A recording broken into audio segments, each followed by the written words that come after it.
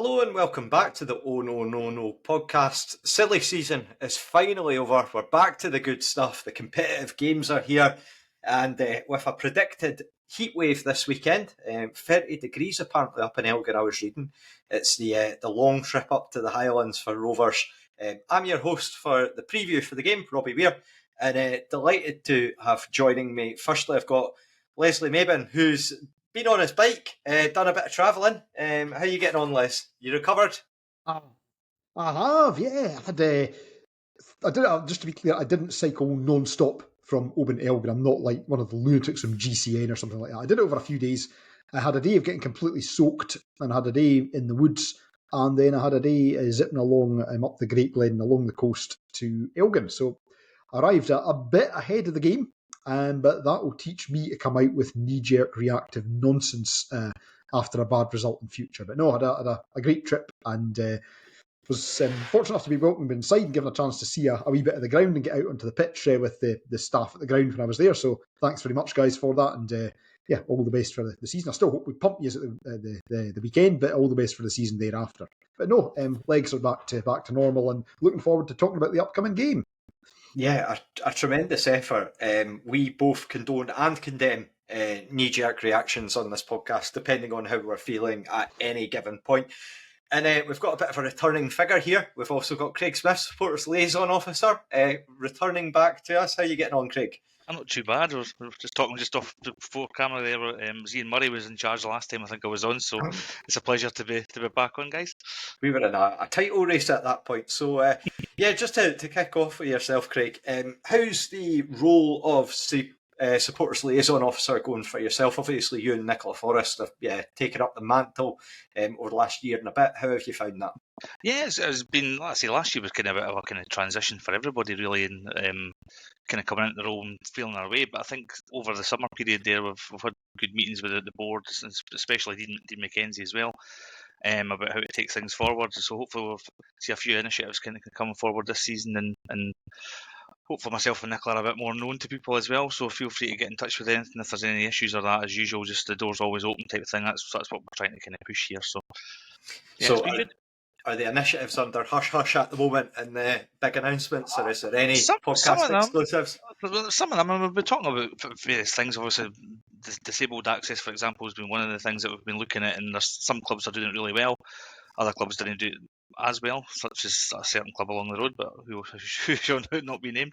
But there's other bits and bobs we've been working on. As I say, we've been speaking to Dean about various things. You've probably seen the big push for more volunteers, because the more volunteers we can get at the club, the more things we can pretty much do to improve match day experiences and things like that. So I think there's a really good turnout for that. I think we had over 60 people wanting to come forward and help out, which is fantastic. And obviously, we'll find a role for people if they want to help out the club, because the more the merrier, really.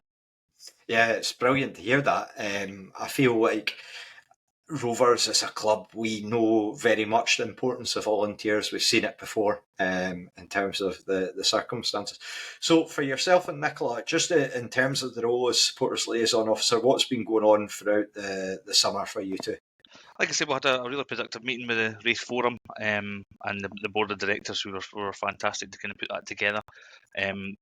A lot of things were talked about, and I think a lot of things probably came out in the public after that, like they talk about the railway stand and things like that. So we're kind of pushing ahead with plans to try and do a kind of crowdfunder for that as well, because I think people want to see the standing area in the railway stand and get that back open again as soon as we can. So things like that. As I say, the new strips have obviously been launched, which was fantastic, and we had that on Monday. I just want to say, apologise to people who couldn't make it on Monday. I know a lot of people were kind of wanting to be a weekend, but I think it's just with the League Cup games being on a Saturday and the players getting off a day off on a Sunday and things like that. I think it was a bit tricky, but things like that was fantastic. We had a really good turnout on Monday. Great weather as well, and I think there was almost 500 away shirts sold on Monday as well, which is fantastic. It all kind of goes to the club's coffers. But yeah, it's just things like that. We're kind of pushing some various initiatives forward, and hopefully we'll see the fruits of that over the next wee while. I think it's really positive that, in particular, with the way that social media is for people. I noticed earlier on in the summer, a lot was getting made about the link up potentially with Rangers, and it inevitably goes from cooperation agreement into feeder club. And I did notice that you two, whichever one it was responding, sort of saying there have been talks with Dean McKenzie. This is something that is on our radar. Don't feel that you're being sort of shunted to the side. There will be sort of engagement about this, which it was myself, Robbie, but like I say, because somebody came to me directly about it, and that's a good thing. Dean's really quite open, so we just asked a question. I was like, yeah, we kind of raised the fact that people had concerns about it, and he was very open about it, saying there has been talks, but there's been talks with a number of clubs.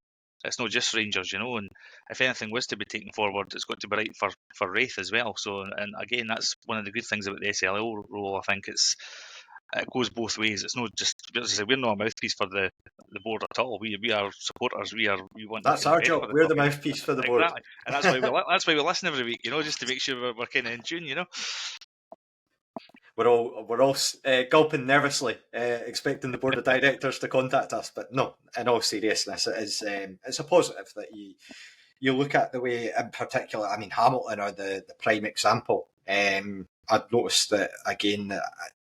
Alan Russell was along at one of their supporters meetings quite recently, talking about sort of his experiences in terms of the Rovers, given their move to Cumbernauld. Leslie, just to come back to you, did get mentioned the new away kit. That was obviously a factor that's came recently. What are your thoughts on it? A throwback to a classic era, both of the mid-90s away kit and that famous scoreboard in Bayern Munich. What were your thoughts on it? You a fan? I am, yes. I loved the video that was produced. Absolutely loved the video with Ali Graham and Danny Lennon, who I have to say keeps himself in exceptionally good shape for his age. That's a motivation to get out and get the runs logged on Strava regularly. But no, I'm a big fan of it. I think one thing I will always say is, for a club of our size, we've got to remember, we're not like Man City or Liverpool. We've not got the kit designers sitting down with us and kind of developing something to scratch. We sort of work with Joe Man. They'll do what they can, and we've kind of got to work with what's available to us. But we've done a great job with what's been offered up to us for both the home and the away kits this season. And as you can see by what's hanging over my shoulder, for those of you that are watching, I've got the 94-95 red and blue striped top. A throwback to the Bayern game, to that season, and also to the one that we had in the early 2010s. So nice to see the red and blue stripes making an appearance as well. Very relieved that they're actually quite thick stripes. Thin stripes, thin red and blue stripes, just make me think of Inverness Cali Thistle. So I'm very, very relieved we've not gone down that route. Nice to see the red and blue Holy Grail kit from my youth, and the homage to the Bayern with, again, just like the video we had with the Shambolics for the home kit, a fantastic wee kit to launch it. And I mean, all of that, and this is something I have to say that the club does really well, is FOMO, fear of missing out. We're really, really good at that. It's a red and blue stripy t-shirt. But, I don't normally buy them right away. But this made me want to go and buy one immediately, because it took me right back to when I was young. So yeah, great to see that launched. Great to see at the club as well. We're putting them in the shop first, getting folk down to the ground again, generating a bit of that FOMO. And very, very pleased with both of our tops this season. I really like that, in particularly Ali Graham seems to have really relished his involvement, like updating his Twitter to sort of show him in the top and just his involvement with it. I feel like it's been a really successful launch from the club as to celebrate that sort of era. It's funny because you mentioned the mid-10s one, the only player I can think of that in that kit, because I think we wore it to someone like Alloa away in the Scottish Cup. The only player I can actually think of is that Christian Nanetti, who came on for about 5 minutes at the end, which is a very strange player to think of for that kit. But I might be off with that. But anyway, let's move on. League Cup to talk about. We've got our first competitive game of the season up at Borough Briggs, Elgin City. Just Leslie, 9 points historically tended to be enough for teams to maybe potentially get through in the cup, but often hinges on goal difference. So we saw that last season. We went into that final game against Hamilton, and it was quite a lacklustre display. Do you think we really need to be going sort of pedal to the metal right from the start, given our experiences in the League Cup before and how tight these ones can be. I mean, even the season before that, we only got through, I believe it was thanks to a missed penalty in the last minute of Dundee's game or something along those lines. What are your thoughts about that? I think for me, these games are important, not just with regard to the League Cup, but also with regard to the league as a whole. I mean, and I don't want to sound arrogant, but I think it does have to be taken as a given that we win. But we've seen for the last 2 seasons that we've had our early games in the League Cup, which we have won against lower league opposition, but which have turned out to be a canary in the coal mine for issues ahead in the season. So, for example, last season we had Stranraer, and thanks to Ewan Murray header, we eased past them late on, but it was by no means a convincing win, and it turned out that Ian Murray was given his jotters not long after. Similarly, the season before, we had the game down at Annan. Now, we did go on to have a very successful league season, but that was, again, just a warning about some of our frailties. We scored early, but we then ended up going 2 goals behind, and then before Lewis Vaughan dug us out of trouble late on. So I think for me, what's maybe more important rather than running up a score is that we win convincingly. And when I say win convincingly, we don't need to go and win 5, 6, 7-0, but we do need to go score again, look in control and look confident. That is what I want to see. There's a world where I could be happier with like a 2-0 win than a 4-1 win or something like that, because I think it will tell us a lot about where the strengths and also some of the weaknesses for the rest of the season are going to lie. Not losing daft goals as well, given the opposition the respect they deserve, is important too. But as I say, first and foremost, what I want to see us win, and I want to see us win convincingly. And for you, Craig, I mean, what have you made, as you mentioned right at the start, the last time we spoke to you, we were 2 managers back with Ian Murray in charge. What have you made of Barry Robson's reign so far, sort of the summer business from Rovers, and his approach to sort of what we might expect from Barry Robson going into the League Cup? I think we can see what he's trying to do now. I mean, I was a wee bit concerned because I've one of my best mates is an Aberdeen fan, and he wasn't exactly raving about Robson before he came in, and I was a wee bit concerned about is he going to be able to stamp his authority on the squad, and I think he has. I mean, look at the running towards the end of last season, the unbeaten run, and he's been pretty shrewd in the market as well. I like what he's done, like even like J Rowe and stuff like that. Guys like that, you not really on our radar, but he looks a player.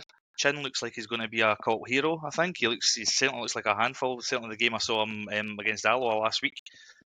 Certainly looks like he's going to make a bit of space, and that will create space for the other guys like Vaughan and Easton.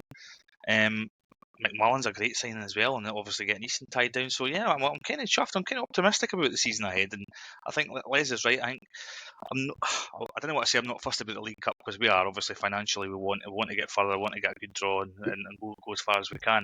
And the fixtures we've got have kind of fallen nicely as well. The first 2 we should really be winning on paper, but as we know, football's not played on paper, unfortunately. So as I say, if we can get off to a great start, 6 points, and then go to like St Johnstone and then Inverness down here, we've got a real good chance to qualifying, which is great. Yeah, I feel it's an opportunity to put a benchmark, as you say, with these first 2 games. For me in particular, I mean, Leslie, I think this is going to be a podcast first that we're ever going to have to address the issue that there might be a problem with heat going forward on Saturday. How do you think the squad are going to have to adapt to that, obviously? And I know that there's the basics of sort of hydration and making sure that players are getting water breaks and things like that. But yeah, it's not something that we're really too familiar with Rovers. Do you think that can be a factor potentially on Saturday? I'm quite confident that we'll be okay, given that the first thing Barry Robson had us doing when he got back in was effectively beep tests. So, I mean, anybody who's of my kind of age who was in school, remember from standard grade PE, the beep test, where you had a CD and you had to run back and forth. I mean, that seems kind of what our guys have been doing. So it looks like we've been doing a lot of kind of fitness work and prep and conditioning.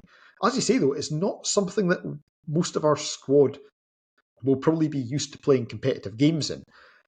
I remember a few years back, we had a League Cup game later in the campaign at Cove, where we did very poorly and lost 3-0. And that was so hot that we had water breaks. And I've got photos from that day, and I still use them in my day job when I'm talking about climate change in football. I use that photo and say, this is the north of Scotland. And what will actually work in our favour, and I'm sure Scott is probably going to be yelling as he's zooming around the course and his machine's listening in, is Elgin is a grass pitch, I believe. So Elgin is a grass pitch, Cove was Astro. There's a very significant temperature difference in terms of surface temperature between the temperature that Astro will reach and the temperature grass will reach. I'm not going to get into topography because I'm just going to be coming out with things that I think are right about wind flows but are just completely nonsense. I'm not going to say anything about that. But I think, the evidence is that heat affects different players differently. And clearly players that run around like headless chickens tend to be affected more. So we shall see what happens. I'd like to think we're prepared for it. I would hope that we don't have to adjust our playing style too much. And I suppose the one thing that is maybe kind of going to work in our favour as well is that everybody is facing the same conditions. It's not like when you get Ecuador in the World Cup at 40,000 feet and they're used to it and you're not, and they run rings around you. Both teams and players are going to be dealing with the same conditions here.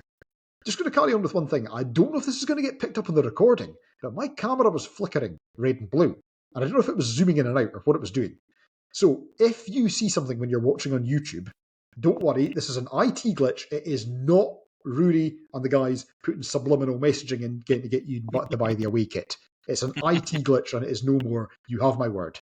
It's we're not getting an extra centre back, a left back, or a forward. They're wasting it on podcasts, just trying to indoctrinate you, Clockwork Orange style. Craig, I'm just going to check with you. How's your knowledge in terms of Elgin and their squad? You got any non-existent? Non-existent. Non-existent. As I say, I was there. I've only been there once. I think it was about 9-10 years ago in the cup, I believe, and we beat them 2-1. Mm-hmm. As ever, I think Rovers didn't make it easy for themselves in the end. I think we're 2-0 up, and then they scored, and then you start panicking. That's what it's like being a Rovers fan, unfortunately. Just waiting for us to capitulate in the last 10 minutes. So I don't know too much about their squad. As I say, I can't go up. I'm actually on holiday on Saturday, so I'll not be making the epic trip. But as I say, I think, as Les says, I think the weather's going to be fairly good for those who do make the trip up there. Like I said, I think we should be able to kind of comfortably beat them, and as I say, the way we play now is we do kind of exert a lot of energy. There's certainly with the pressing and stuff like that, but I think we do have a lot of players back, like say Hamilton and McMullen and Gibson will probably be on the bench, and hopefully they'll be able to come on if the guys are struggling a wee bit with the heat. So I think we maybe have a wee bit of strength and depth this time. So, but as for my knowledge of Elgin City Football Club and their players at the moment, not a lot, but I'm sure Les will be sufficiently tuned in.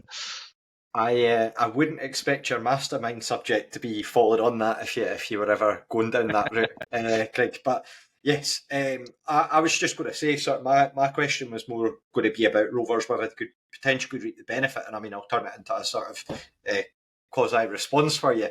Elgin have lost a fair chunk of key players in the summer. Naturally, you look in Aidan Glavins came to ourselves, so that's one big name.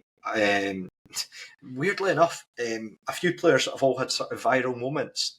So Glavin saved numerous penalties in the cup against Clyde. He also had Dejan Golden. Now, I don't know if you saw this towards the latter end of the campaign last season, but he scored an absolutely outstanding solo goal where he just dribbled about. I can't remember who it was. Again, it might have been against Clyde or Boreham. I'm not too sure, but he has if you get a chance to look back at it, an absolutely ridiculous goal where he was just going round defenders left, right and centre.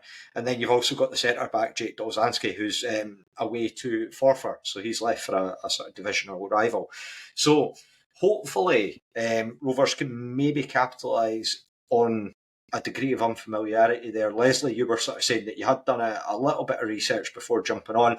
So there are a few sort of familiar names that probably jump out in terms of the Elgin squad. You've got Mikko Virtanen, who was previous with Alloa, Russell Dingwall, Ross Draper, and Kane Hester. I'm trying to contain my composure here while we're getting our pre-season glitches out of the way. But yeah, just in terms of this, Steve, how tough is it to go into these games where there's a degree of expectancy, but then, as you mentioned, you look back at the Alloa game a couple of seasons back, and we had Benji Lusant running the show in the midfield, going box to box, absolutely wild. So, what are you thinking ahead of this one? We absolutely cannot be underestimating the opposition. Elgin are one of these teams where, if you look at their squad, they, to an extent, benefit from, I'm going to sound like Alan Partridge here, being equidistant between Inverness and Aberdeen. Almost. So, as you'd expect for a smaller club in that part of the world, they pick up players like Ross Draper, who've maybe had a good spell in the Highlands. Lewis Hyde is there as well now, who played against us a few times when he was at Inverness. I also pick up players from the North East as well. So Kane Hester, as we mentioned, very prolific lower league striker. He's there now as well. Mikko Virtanen, who was previously at Cove. They're picking up guys like that as well from the North East.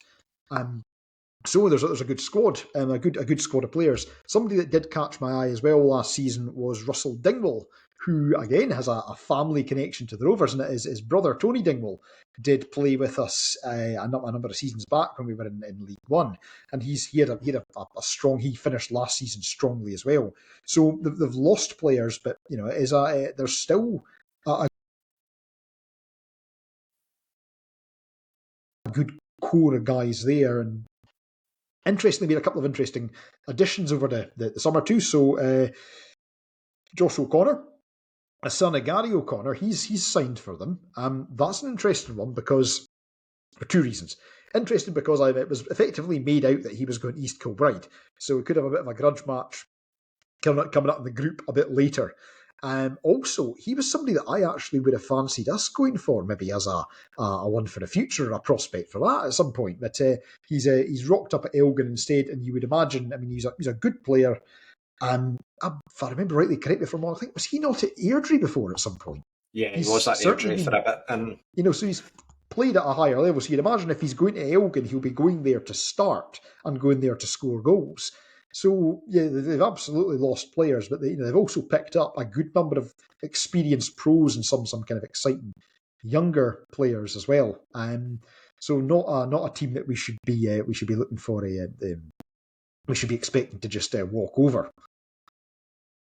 Yeah, Alan Hale's done a really good job with them in terms of stabilising them from where they were before, because they went through that period where they were heading into basket case territory. If you listen to your lower league podcasts, like emails to potential investors from directors, which then put them off investing, and Barry Smith had a stint up there for a little bit as well, where he was trying to work things out, but then it just did. He decided to move on. I think it was I can't remember if it was geography related, but it was just too far to go. But the one with Josh O'Connor, about that, he was actually announced for East Kilbride. They've still got the tweet up about it, announcing his signing, and a photo of him and Mick Kennedy talking in the press about how he can create a great future for himself, obviously with the legacy of his father at Hibs.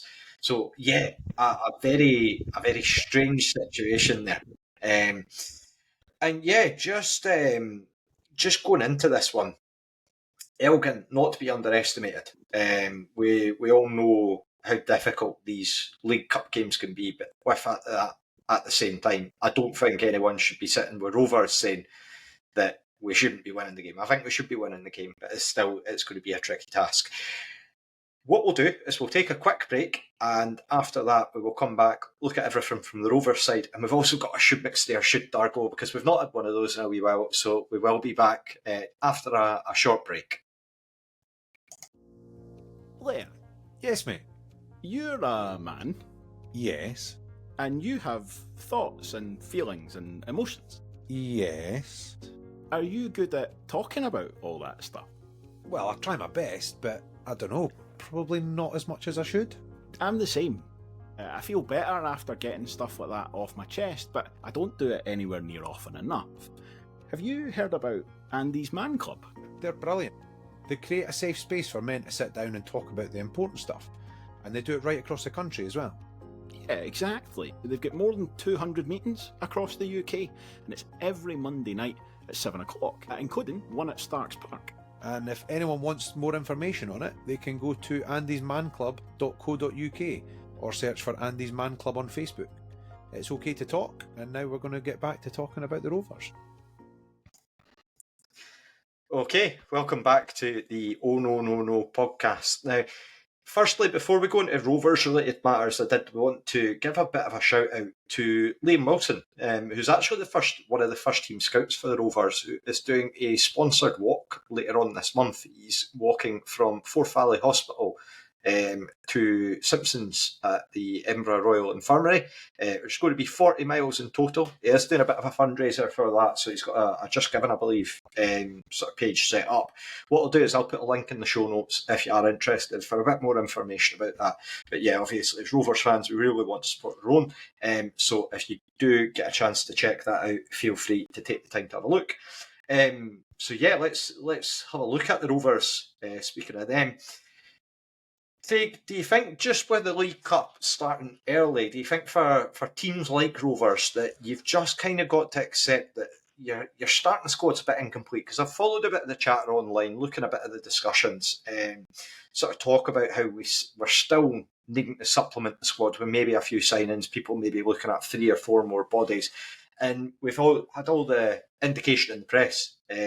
By no means have Barry Robson or John Potter came out and said, nah, that's it, we're done, we're not bringing in any more players.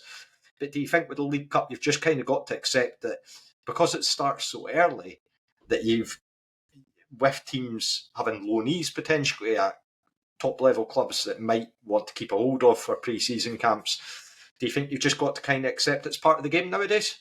Oh, I definitely. I mean, I think we could be doing with a few recruitments, but at the end of the day, who are you going to get? I think everybody's in the same boat. I mean, you look at Thistle signing Tony Watt yesterday, I think it was. Great signing for them. Probably wouldn't you mind Tony coming to us, to be perfectly honest, although certainly his behaviour when he was at Leeds United to us wasn't very good.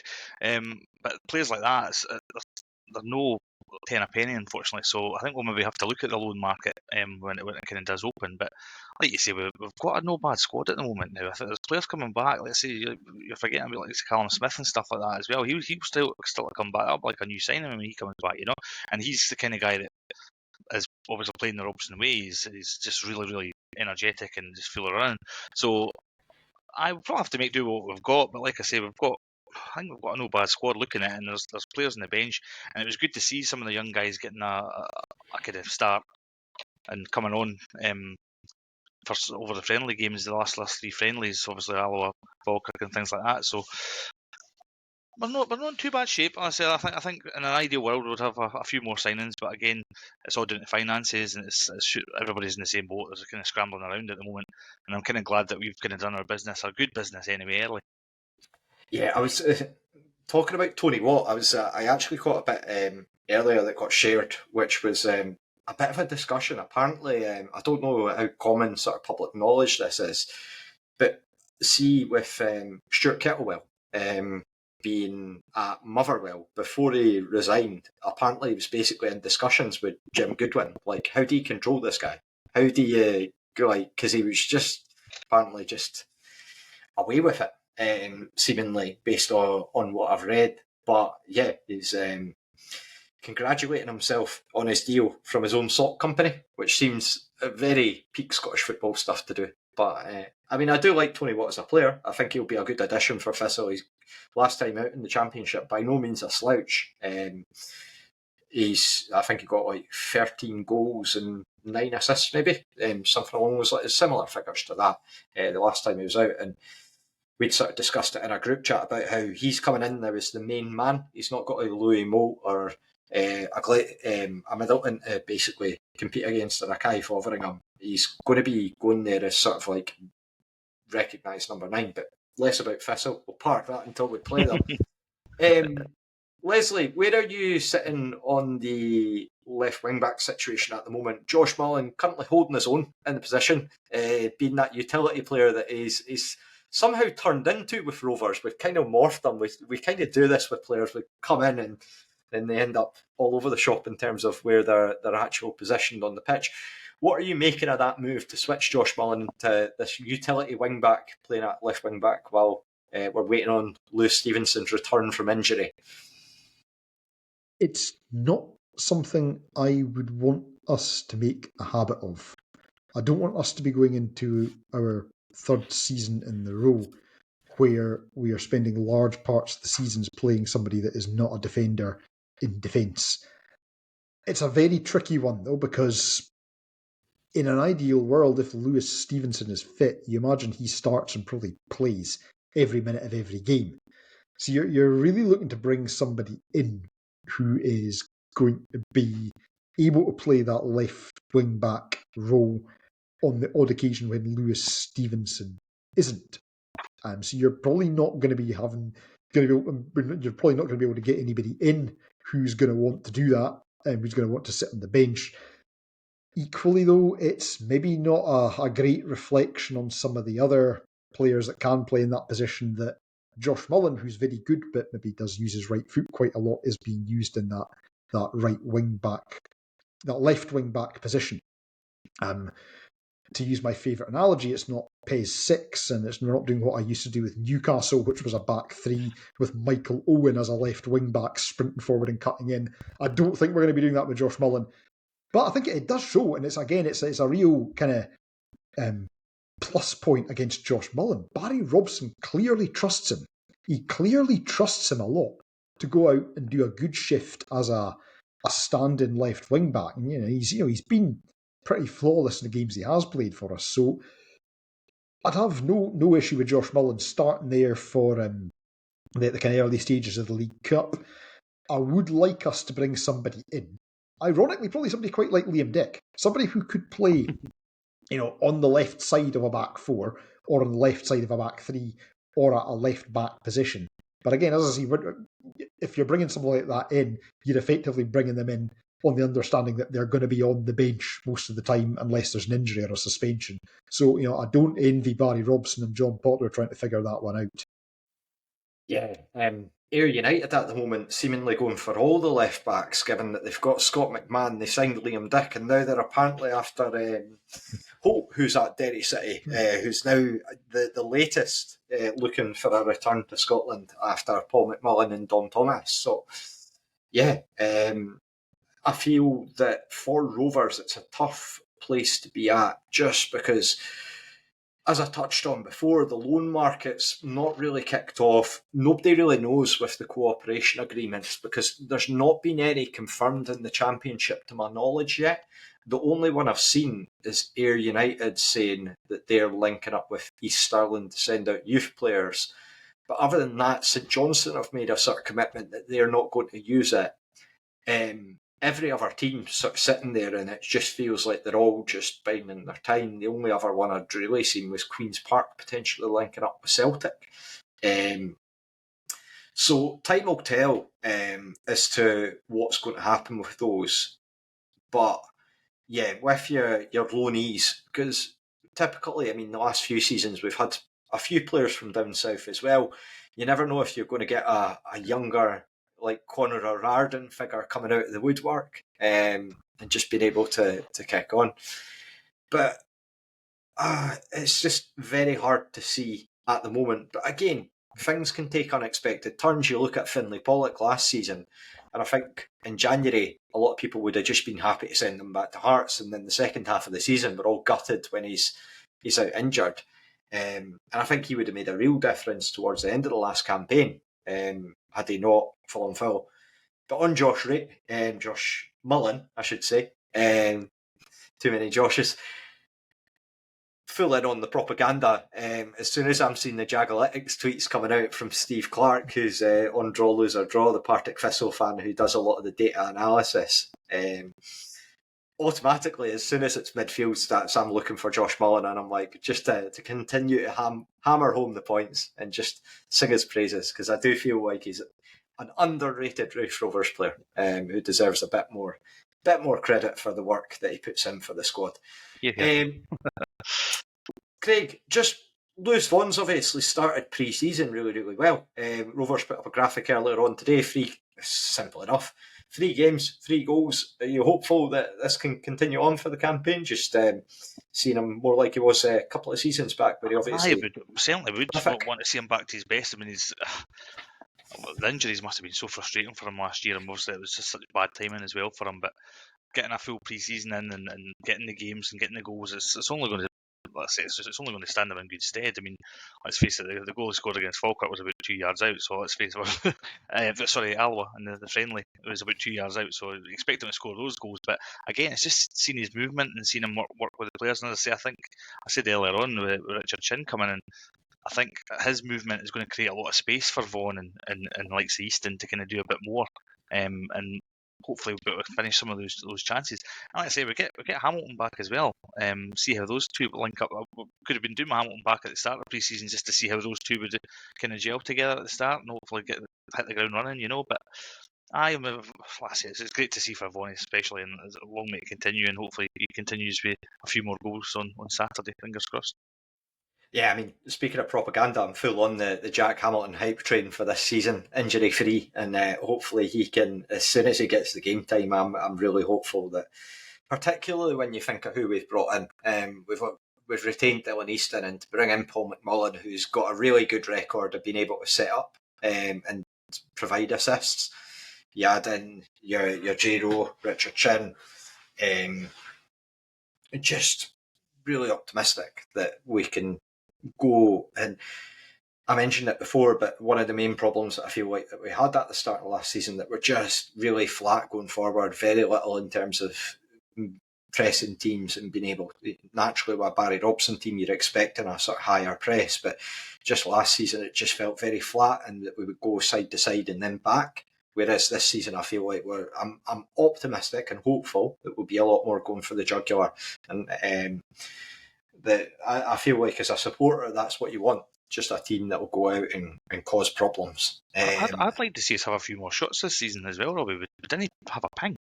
The minute Scott Brown especially, the ball comes to the edge of the box a lot, and if it just has a ping, or if we've got players now that maybe want to have a shot, I felt we didn't do that too much last season. We might have got a few more cracking goals out of it last season potentially. Weirdly enough, I did look at the stats, and we actually did have, when Neil Collins was in charge, we were out shooting teams almost every week. The problem was it was either people just shooting out of frustration from 35 yards, or it was Lewis Jameson effectively blowing the ball towards the goal from the 6-yard box. So, yeah, I agree with you, though. I think it would be great to see us getting more shots, but also having effective shots, and not the kind that we were getting under Collins. Yeah. I mean, it's really just building upon the tail end of last season. As soon as Robson came in, we automatically saw that we started winning games by more goals and more comfortably. Naturally, there were a few that we did have to grind out, a few that we came away where we were probably lucky to get a point. Morton away in particular, I'm thinking of being the example there. But there were also ones where we were quite unlucky in terms of not taking all 3 points, I think, back to the Morton at home and Airdrie at home, the last 2 home games of last season. So yeah, just really about building. To go backwards on the pitch, Leslie, do you think that Josh Ray's an automatic starter for this one, or could we maybe see Aidan Glavin come in against his former side? I think we're absolutely going to see Josh Ray starting. I don't think we're going to see any messing about. I would expect that Barry Robson will put out the strongest 11 that is available to him, and that probably means a lot of the guys that finished last season so strongly. I think, like I say, I think the manager, the players, everybody will want us to win convincingly, and that means not treating a game like this like a training exercise. So I'd fully expect to see Josh Ray starting for no other reason than to try and get a convincing win, and also just get the defence and the goalkeeper working together as a unit. Yeah, I think that for the coherence side of things, particularly, because I did notice that the J-Ro, it wasn't anyone singling him out, but I did notice people sort of mentioning against Falkirk a couple of times getting brushed off the ball, particularly for the first goal. So yeah, just building that familiarity, because I think that's where we got our real strength from at the tail end of last season. So yeah, I'd expect the same, but it's an intriguing one in terms of if he did decide to change it up, if he's sort of throws that cut among the pigeons, but time will tell. I suspect that you're probably likely to be right, Leslie, as you often are with these things, but we'll see. So yeah, just going ahead, have you got a lineup prepared at all? I'm not sure if you'll have done one, Craig, given that you were on quite short notice. I had one prepared before I came on, so I think we'll start with Josh Ray in goals. I think we'll start with the three at the back of Hanlon, Fordyce and Doherty, and probably with Mullen as left wing back, Rose the right wing back. I think we'll then see Scott Brown and Ross Matthews at the base of midfield, and then a sort of floating front three of Dylan Easton, Richard Chin and Lewis Vaughan, with Jack Hamilton and Paul McMullen on the bench to feature at some point as well. As I say, I suspect we'll go with probably the strongest lineup that we have. And I'm fully expecting somebody to come into the comments or something and tell me that somebody is suspended or has a suspension carrying over. Every year with this League Cup, that's one thing. Particularly last season, I think it was bad because of the introduction of the comment system. But yeah, it was. Apparently, there's a big pile up at the SFA of registrations at the moment. So hopefully, everything's all clear for Saturday. But yeah, it's last season with the confusion and the mix-ups in terms of registrations and lineups, it was a bit of a nightmare. For you, Craig, have you got get a chance to do a lineup at all? It sounds like a cop-out, but it's exactly the same as Leslie. But I don't. The reason is I think it will go exactly how he started against Alloa. So that was the team that played against Alloa in the friendly, and I think that's how he'll go. I think that was his strongest team. I think in terms of what he was wanting to do. I'm not going to let you away too easily. Richard Chin, what do you think of him as a sort of frontline option? Just being able to use him, because I know that he came in and a lot of the reference points for him were sort of being used as either a wide defender or sort of maybe a sort of wide midfielder. Barry Robson maybe seeing him more as an attacking option, pushed him further forward, that sort of maverick type figure. What do you make of that? That's what I used the phrase cult hero, but that's what you want to see. You want to see players. The last player that I actually think that kind of struck me was Tony Ruggie. I saw him. I think it was a friendly against Montrose, and he ended up playing left wing, playing right wing. He just played both wings. He was just so free. He ran about the pitch everywhere when he first signed. And as I say, when we got Chin in, I thought, what's this boy going to be like? Is he going to be an out and out winger? Because that's what he was kind of sold as, almost like a winger. But the wee pockets of space he's been finding, like I say, I think he's going to be a handful for a lot of teams. And again, as I said earlier on, that creates space elsewhere. It drags players out. So if we've got players like Rowe crossing the ball in, hopefully they will have more space, like Vaughan getting on the end of it or Hamilton on the end of it. So I think he's going to be a bit of a handful. And again, he's the kind of player that makes a wee trick here, a wee trick there. Maybe makes us have a shot, have a goal. He's scored a few goals from out with the box. So again, if you can get into those spaces and have a go, then I'm all for it. But he's certainly one of the more exciting of the new additions, I think. Yeah, for me, what I've seen of him, one thing I really like about him, he's got that sort of Lewis Vaughan-esque low centre of gravity where he'll turn on a sixpence and just be able to take players out of the game. So if he's got that, that's something that you love to watch, because we've obviously grown familiar with it with Lewis Vaughan and the way that he can do that. So another addition like that to be able to do it. And I'm sure that the Kuala Lumpur Rovers will be out in force to watch that if he does. So yeah, going forward, really keen to see how we do on Saturday. I'm hopeful that we can get a decent lead early on and just be able to kick on from there. But with the League Cup, you never know. It's you see some of the results that have been thrown up in the past, and it's just so unpredictable. Moving on, shall we do a should McStay or should Dargo? It's not really a question. We're doing a should McStay or should Dargo. So I've got, just for those who've forgotten, it's been a hot minute since we've done one of these. I've got 6 clues about a former or current Rover, just past or present, and I'll let you guess away. Just give me 2 seconds. I'm so unprepared that I've not even wrote down your names and the numbers for your guesses. So if you just give me a second here.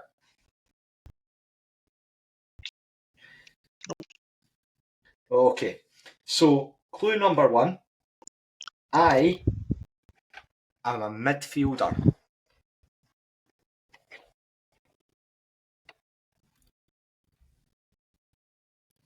Any opening bids? Stuart Anderson.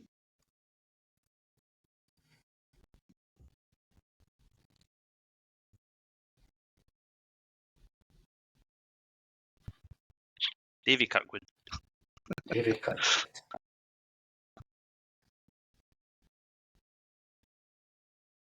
Don't know why he sprung out my head there, but there you go. Clue 2. According to Wikipedia, I have played 39 games and scored 5 goals for the Rovers. Ooh. Right, so that's clearly not Stuart Anderson then, but that sounds like somebody that's done like a season and a bit, and has been moderately prolific in that time. Oh.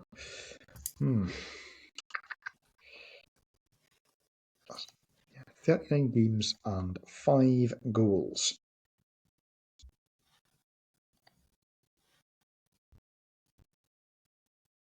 Robert Sloan probably scored more than that.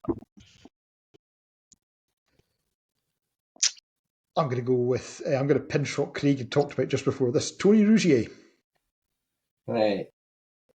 Tony Rougier. And Robert Sloan.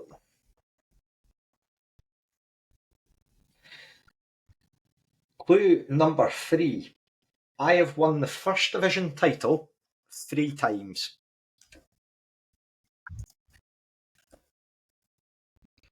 First Division title 3 times. Ooh, so talking about First Division, that you would think kind of ages it a bit with regard to what the nomenclature. God, it sounds like Stuart Cosgrove. The nomenclature of the divisions, Tam. Now we're looking at players from the First Division era. 3. So a real beater, a real warhorse. Won the league 3 times. I'm going to say 39 Colin games for Cameron, us. but he scored more goals than that. But my placeholder is going to be Colin Cameron because I cannot think who would have won the league 3 times. Oof.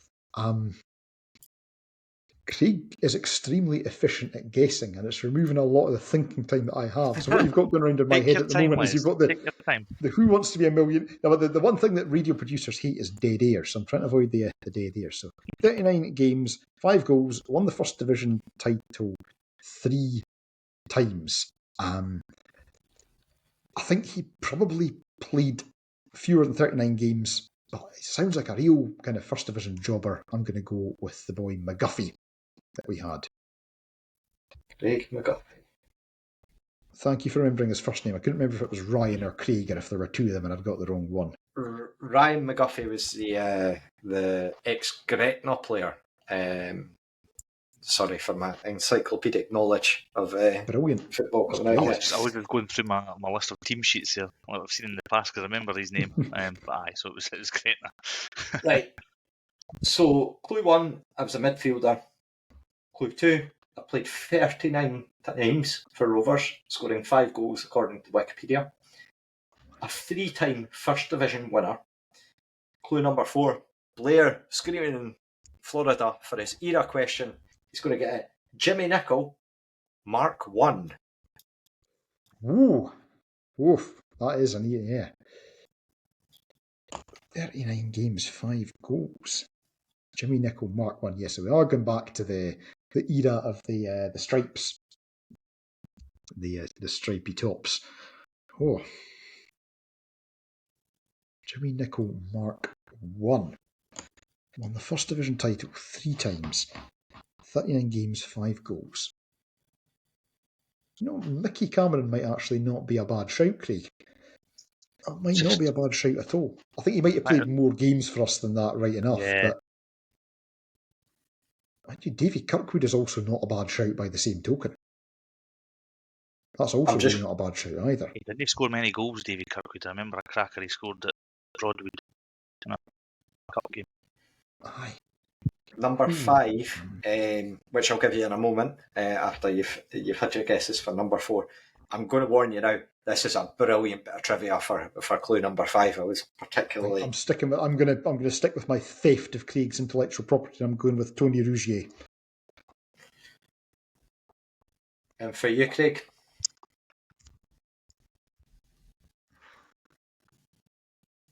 Barry Wilson might be a shout. Barry Wilson. Barry Wilson. That is a very, very good shout. Right. Clue number 5. I scored both the last goal of the old millennium and the first goal of the new millennium in Scottish football. It's not Tony Rougier, No. because he was at Nanjing Yo-Yo by that time.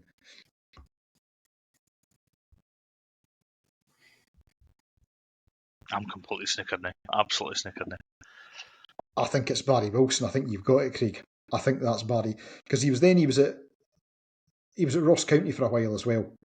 Yeah. And he's one of these guys. He kind of kicked about the north of Scottish football, so he will have been playing, and he'll have been playing for teams that were scoring, because Inverness and Ross County were quite strong at that time. So, yeah, I think you've got it. Well, it's Colin Cameron. Jason Deere. It's not Jason Deere. Barry Wilson. I'm going to stick with Barry Wilson then. Go for that. Right. Wes, any further guesses from you? No, I think Craig's got it. It sounds right. Clue number 6. So just to recap, a midfielder who played 39 games, 5 goals, who's won the First Division title 3 times and was a Jimmy Nicol Mark 1 player, who then scored both the first goal of the new millennium and the last one of the old millennium. Clue number 6, I have played for 4 out of the 5 teams in our League Cup group this season and managed one of them. Barry Wilson. Has to be. You are absolutely correct. It is indeed Barry Wilson. Well done, Craig. Come on. Hold on. Really good guesswork there. I was useless a year ago when I was last on, so I'll take that. Well, you're the winner now. I love that bit of trivia about the sort of last player and the first player to score either side of the millennium. Barry Wilson, of course, the player. He won the First Division title with ourselves, Cali and Livingston. And he was, of course, Elgin manager. The only team that he's not played for in our League Cup group was East Kilbride. So I think, Les, you're absolutely right in the sense that he spent a lot of time in Highland football. He obviously went from, because he was down in Southampton at first as a youth player, went up to Ross County, then came back to Kirkcaldy to sign for Rovers, and then, of course, various stints across the likes of Cali Thistle, Livingston, Queen of the South, and then up to Wick Academy, I believe, as well. So even a sort of Rovers tie in there. It seems like he played more than 39 games for us, so I would think he's that kind of player. You would have thought he would have played a bit more. But This is a Wikipedia entry. I could have gone always next season, but I didn't want to give away the clues too easily. So, always get the fear of someone answering on the first attempt. No, that's been brilliant. Thank you for taking the time to join us this evening, Craig. No worries. Always a pleasure. Great to have you back on. Really interested to hear sort of about the initiatives going forward. And of course, Leslie, as always, thank you for taking the time. We will be back after the Elgin game with a full recap and a look ahead to Tuesday night against East Kilbride as well going on. But yes, once again, thank you for taking the time to listen, and bye for now.